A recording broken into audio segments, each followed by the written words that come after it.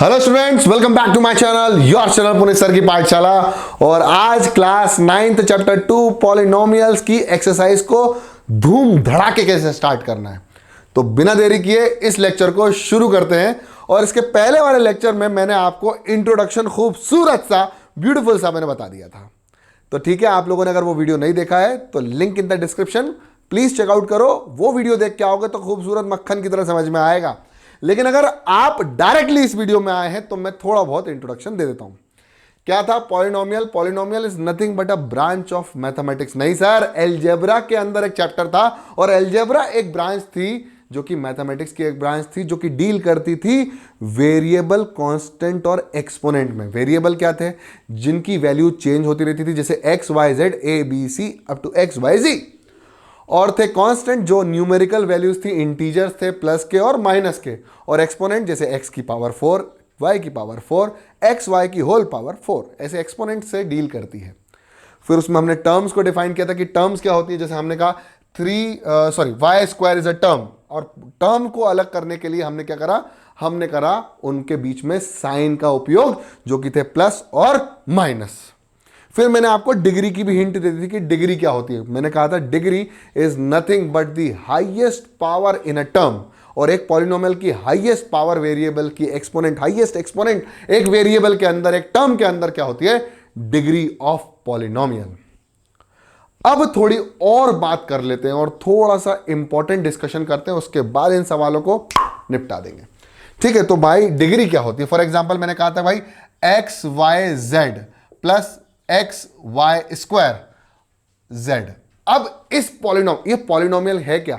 ये पॉलिनोमियल है? हाँ सर, ये पॉलिनोमियल है। अब बताएंगे पॉलिनोमियल की भी एक कंडीशन होती है कि किसी भी पॉलिनोमियल के वेरिएबल का जो एक्सपोनेंट है, यानी जो पावर है, वो होल नंबर होना चाहिए, तभी वो पॉलिनोमियल। नोट बना, 5 रुपए का नोट बनाओ और लिख लो मेरे साथ साथ, लिख लो an expression, an algebraic expression will be a polynomial when the power of the variable, power या डिग्री या एक्सपोनेंट, पावर डिग्री तो हाईएस्ट पावर होती है, डिग्री और exponent when the power degree exponent of the variable is a whole number. अगर वो whole number नहीं होता है, अगर वो होल नंबर नहीं होता है, होल नंबर मतलब 0 1 2 3, अगर वो 1/2 के फॉर्म में हो, अगर -3/2 के फॉर्म में हो, या -1 के फॉर्म में हो, या फिर -2 हो, तो वो एक्सप्रेशन एल्जेब्रिक एक्सप्रेशन तो कहलाती है, लेकिन बच्चों वो पॉलिनोमियल नहीं है। या मैं कहूं सिंपल सी, वो एक्सप्रेशन जो होगी वो पॉलिनोमियल नहीं होगी। अब यहां पर क्या है? यहां पर हमारे पास आ गए मल्टी वेरिएबल्स। मल्टी वेरिएबल्स की डिग्री को फाइंड आउट करना कैसे मुमकिन हुआ? अब आप समझेंगे कि ये एक पर्टिकुलर टर्म है, यहां पर एक ये पर्टिकुलर टर्म है, और यहां पर भी एक पर्टिकुलर टर्म है। यहां पर दो अलग अलग टर्म है एक पॉलिनोमियल की। ये एक पॉलिनोमियल, कौन सा पॉलिनोमियल है? ये पॉलिनोमियल है बाइनोमियल। क्यों? क्योंकि इसमें दो टर्म्स है। मैंने बताया था, पिछले टाइप्स ऑफ पॉलिनोमियल्स भी डिस्कस कर चुका हूं मैं। अब यहां पर डिग्री फाइंड आउट करने के लिए बोला, degree is nothing but the highest power. तो यहां हाईएस्ट पावर 1 1 1 1 2, अरे यहां तो हाईएस्ट पावर 2 हो गई। लेकिन बेटा ऐसा नहीं होता।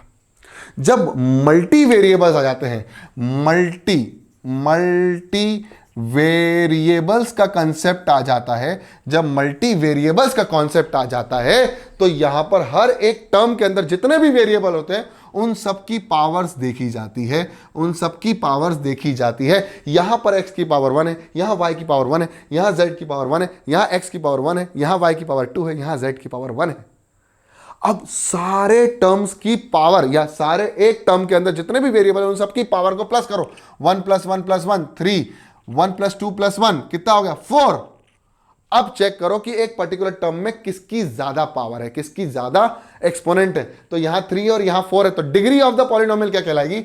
Degree of the polynomial will be equal to 4। जब मल्टी वेरिएबल का कंसेप्ट आएगा तो सारे वेरिएबल्स, एक टर्म के अंदर जितने भी वेरिएबल हैं उन सबकी पावर को ऐड कर दिया जाएगा और आंसर चुटकियों में आ जाएगा। तो समझ में आ गया? ये नोट बना के लिख लिया अपनी जगह पर कि भाई जहां पर भी एक्सप्रेशन के अंदर पावर होल नंबर में ना हो, 3/2, 1/2, -1, -2 होल नंबर में ना हो तो माय डियर स्टूडेंट, मेरे प्यारे बच्चों, वो एक्सप्रेशन पॉलिनोमियल नहीं होगी।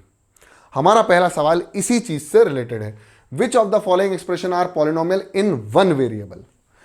कौन से पॉलिनोमियल हैं? अगर वो पॉलिनोमियल हैं तो ठीक है, और वन वेरिएबल में है, टू वेरिएबल में ना हो, थ्री वेरिएबल में ना हो, ओनली वन वेरिएबल वाले ही हमें ढूंढने हैं।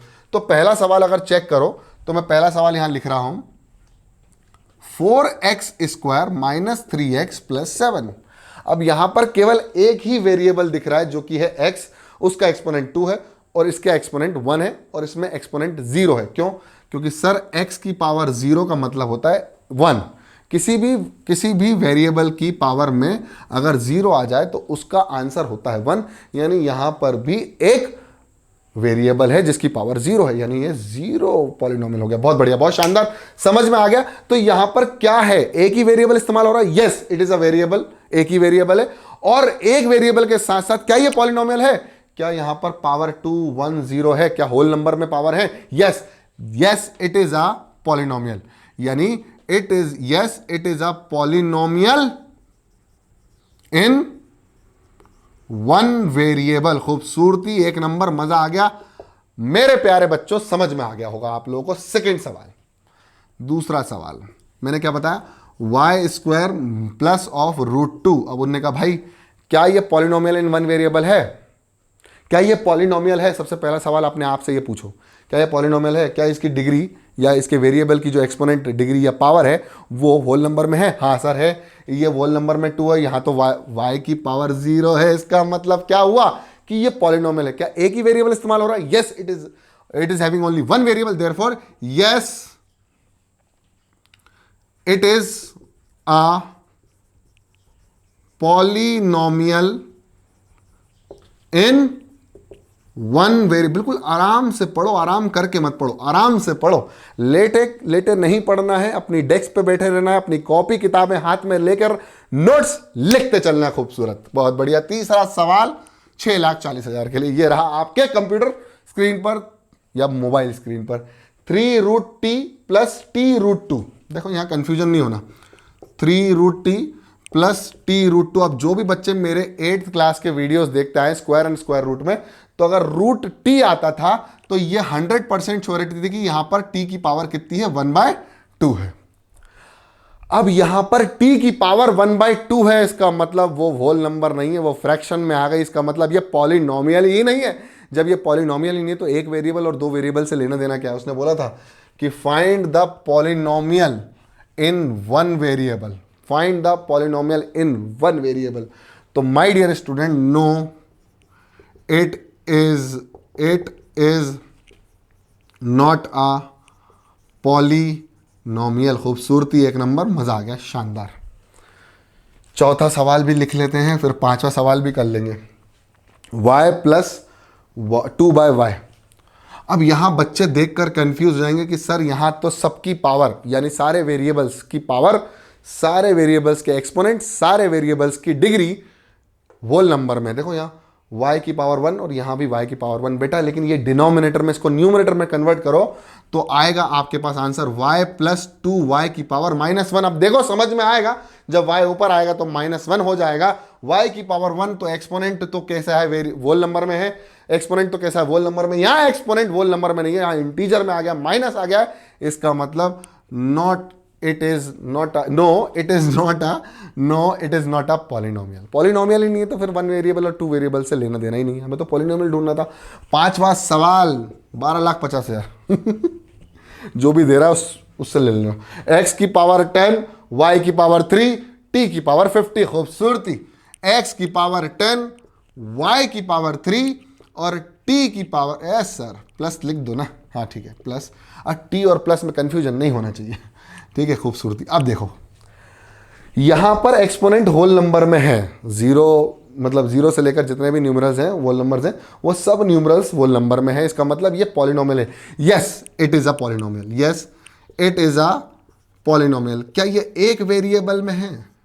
सवाल ये है कि क्या ये एक वेरिएबल में है? यहां पर x है, यहां पर y है, यहां पर t है, यानी यहां 3 अलग अलग प्रकार के वेरिएबल आ गए। इसका मतलब यह है कि ये पॉलिनोमियल तो होगा लेकिन एक वेरिएबल में नहीं होगा। Yes, it is a polynomial in 3 variables. आज मेरी एनर्जी थोड़ी सी डाउन है। Yes, sorry about that. 10 की पावर x की पावर 10, y की पावर 3, t की power 50। Yes, it is a polynomial but it is in 3 variable.